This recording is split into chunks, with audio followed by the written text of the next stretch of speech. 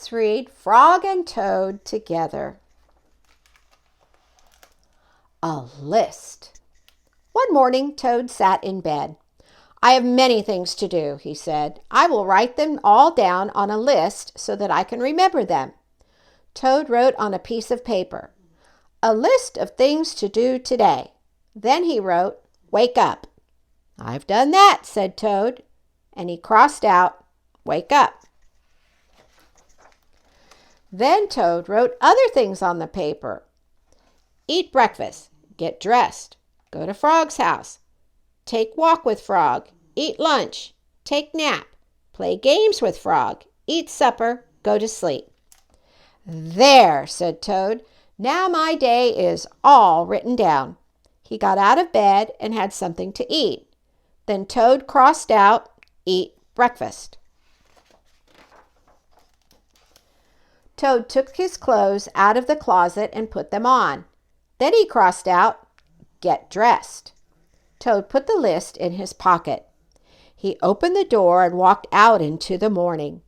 Soon Toad was at Frog's front door. He took the list from his pocket and crossed out, go to Frog's house. Toad knocked at the door.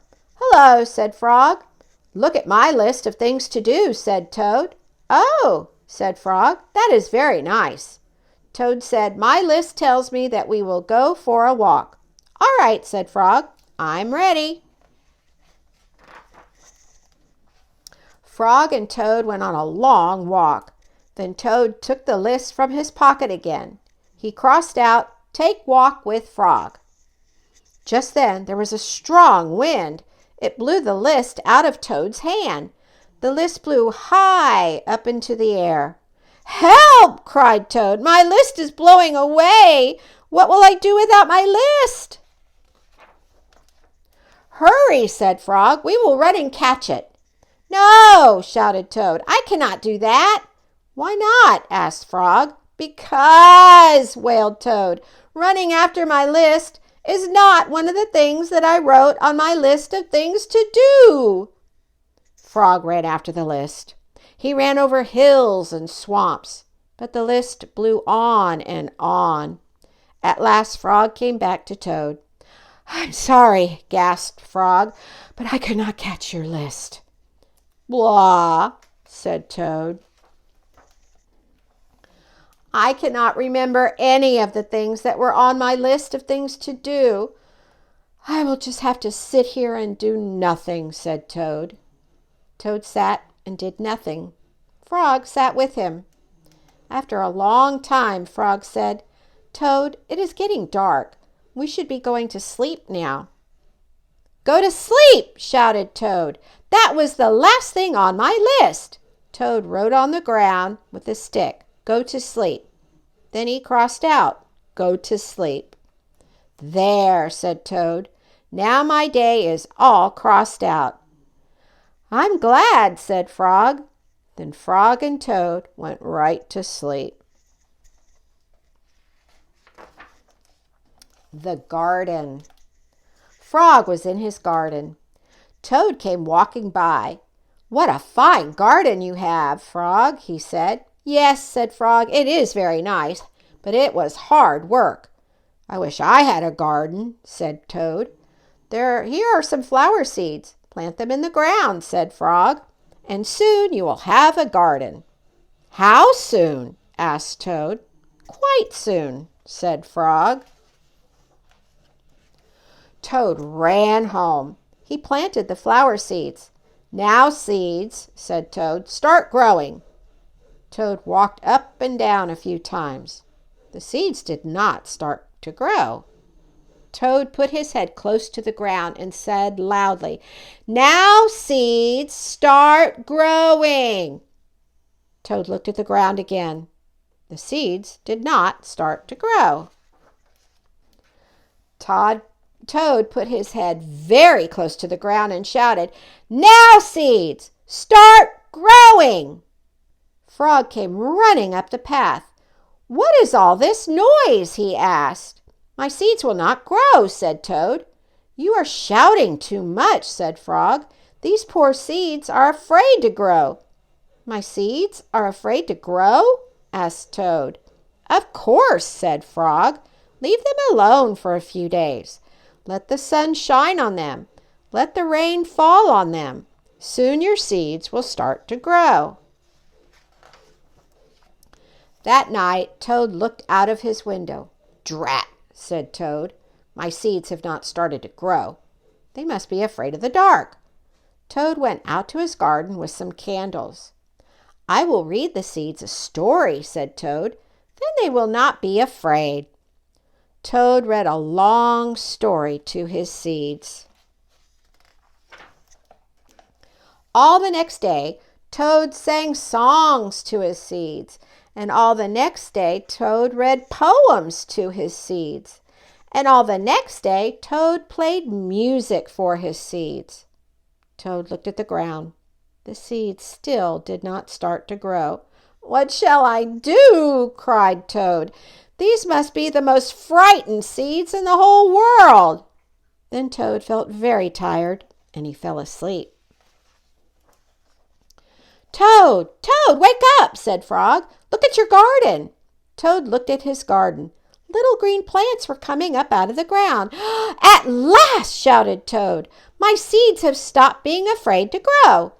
"And now you will have a nice garden too," said Frog. "Yes," said Toad. "But you were right, Frog. It was very hard work." Cookies. Toad baked some cookies.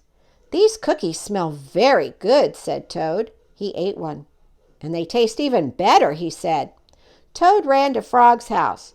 "Frog, Frog," cried Toad, "taste these cookies that I've made." Frog ate one of the cookies. "These are the best cookies I have ever eaten," said Frog. Frog and Toad ate many cookies, one after another. "You know, Toad," said Frog with his mouth full, "I think we should stop eating. We will soon be sick." "You're right," said Toad. "Let us eat one last cookie, and then we will stop." Frog and Toad ate one last cookie. There were many cookies left in the bowl. "Frog," said Toad, "let us eat one very last cookie, and then we will stop." Frog and Toad ate one very last cookie. "We must stop eating," cried Toad as he ate another. "Yes," said Frog, reaching for a cookie. "We need willpower." "What is willpower?" asked Toad. "Willpower is trying hard not to do something that you really want to do," said Frog. "You mean like trying not to eat all these cookies?" asked Toad. "Right," said Frog. Frog put the cookies in a box. "There," he said. "Now we will not eat any more cookies." "But we can open the box," said Toad. "That is true," said Frog. Frog tied some string around the box. "There," he said. "Now we will not eat any more cookies." "But we can cut the string and open the box," said Toad. "That is true," said Frog. Frog got a ladder. He put the box up on a high shelf. "There," said Frog. "Now we will not eat any more cookies." "But we can climb the ladder and take the box down from the shelf and cut the string and open the box," said Toad. "That is true," said Frog. Frog climbed the ladder and took the box down from the shelf. He cut the string and opened the box. Frog took the box outside. He shouted in a loud voice, "Hey, birds! Here are cookies!" Birds came from everywhere. They picked up all the cookies in their beaks and flew away. "Now we have no more cookies to eat," said Toad sadly. "Not even one." "Yes," said Frog, "but we have lots and lots of willpower." "You may keep it all, Frog," said Toad. "I'm going home now to bake a cake." Dragons and Giants. Frog and Toad were reading a book together. "The people in this book are brave," said Toad. They fight dragons and giants, and they are never afraid. I wonder if we are brave, said Frog. Frog and Toad looked into a mirror. We look brave, said Frog. Yes, but are we? Asked Toad. Frog and Toad went outside. We could try to climb this mountain, said Frog. That should tell us if we are brave. Frog went leaping over rocks, and Toad came puffing up behind him. They came to a dark cave. A big snake came out of the cave. Hello, Lunch, said the snake when he saw Frog and Toad. He opened his mouth wide. Frog and Toad jumped away. Toad was shaking. I'm not afraid, he cried. They climbed together and they heard a loud noise. Many large stones were rolling down the mountain.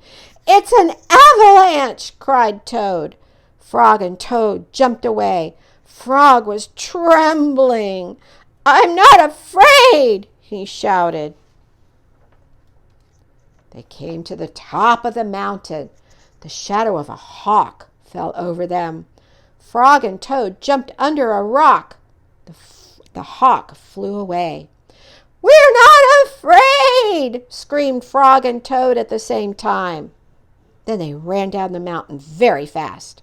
They ran past the place where they saw the avalanche. They ran past the place where they saw the snake. They ran all the way to Toad's house. Frog, I'm glad to have a brave friend like you, said Toad. He jumped into the bed and pulled the covers over his head. And I am glad to know a brave person like you, Toad, said Frog. He jumped into the closet and shut the door. Toad stayed in the bed, and Frog stayed in the closet. They stayed there for a long time, just feeling very brave together. The dream. Toad was asleep, and he was having a dream. He was on a stage, and he was wearing a costume. Toad looked out into the dark. Frog was sitting in the theater. A strange voice from far away said, Presenting the greatest Toad in all the world. Toad took a deep bow. Frog looked smaller as he shouted, Hooray for you, Toad! Toad will now play the piano very well, said the strange voice.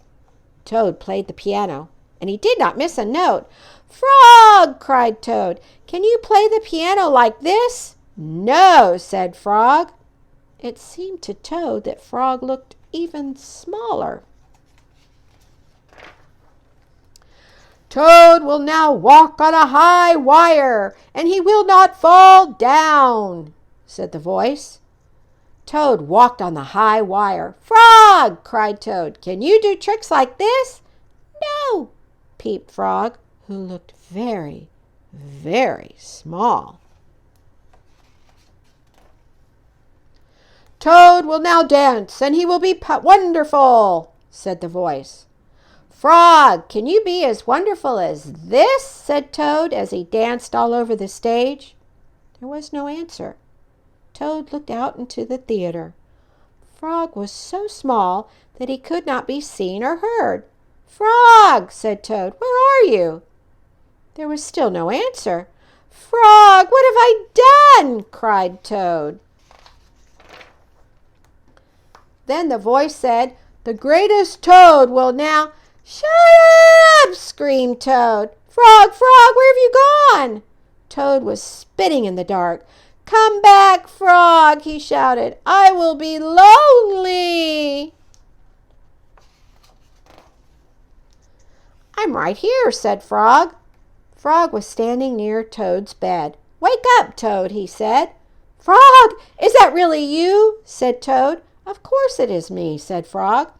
And are you your own right size? Asked Toad. Yes, I think so, said Frog. Toad looked at the sunshine coming through the window.